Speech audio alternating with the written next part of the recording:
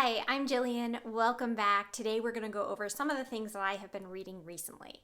So I want to start off with The Dolphin House by Audrey Schulman. I listened to this as an audiobook. It is narrated by Alex Picard, and she does a wonderful job. She's very engaging.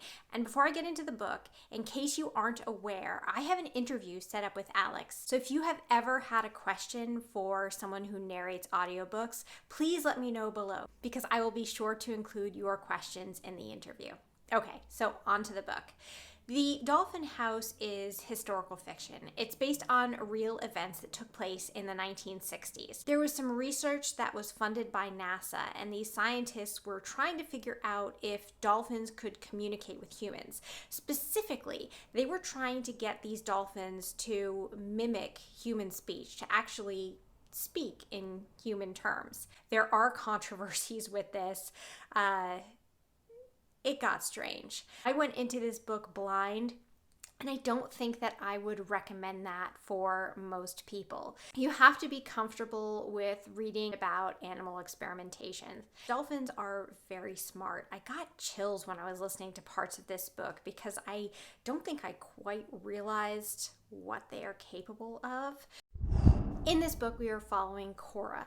She is a young woman who is mostly deaf, and because of her deafness, she's very good at observing people and animals, situations, and making some sense out of them that most people just wouldn't even really notice. She becomes their primary trainer. The book follows the bond that forms with them, this very strong bond, and her desire to basically save these dolphins from the research that is taking place. The next book I read was The Indifferent Stars Above by Daniel James Brown. I picked this up because I had read The Boys in the Boat, which he wrote. That book was about the 1936 Olympic rowing team. It is a true story, it's nonfiction, and that was one of my favorite books of the year. I felt like his writing was very compelling and exciting, and I wanted more of his writing because of that book. So I picked this book up, and it was about the Donner Party. One of the things that I think made The Boys in the Boat so gripping and compelling was the author, Daniel James Brown, was able to sit down and have a conversation with one of the main people in the boat. Of course, when you're talking about something like the Donner Party, which happened in the 1800s, you're much further removed, and there's nobody to talk to who actually went through the experience.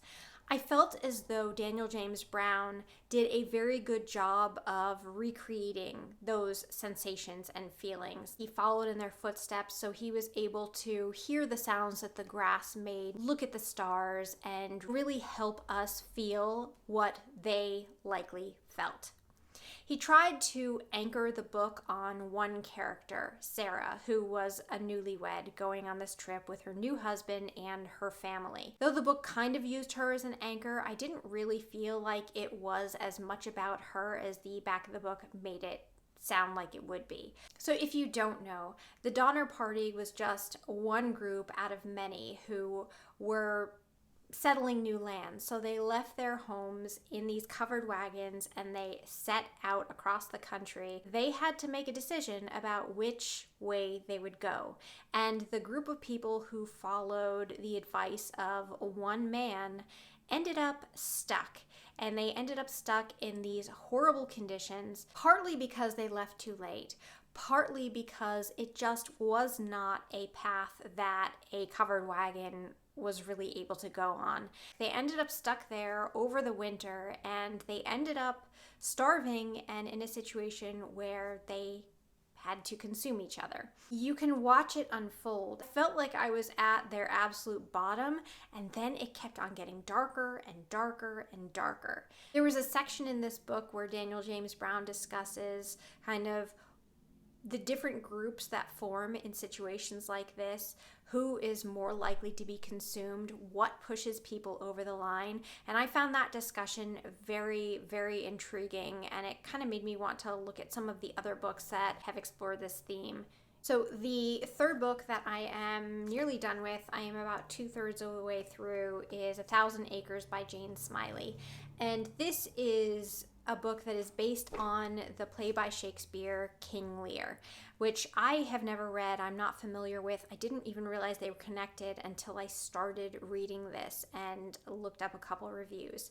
This book is about a farmer in Iowa. He is aging and he has these 3 daughters, and he decides to split his 1,000 acres up among the children. There is a lot of deceit, a lot of miscommunication or lack of communication entirely.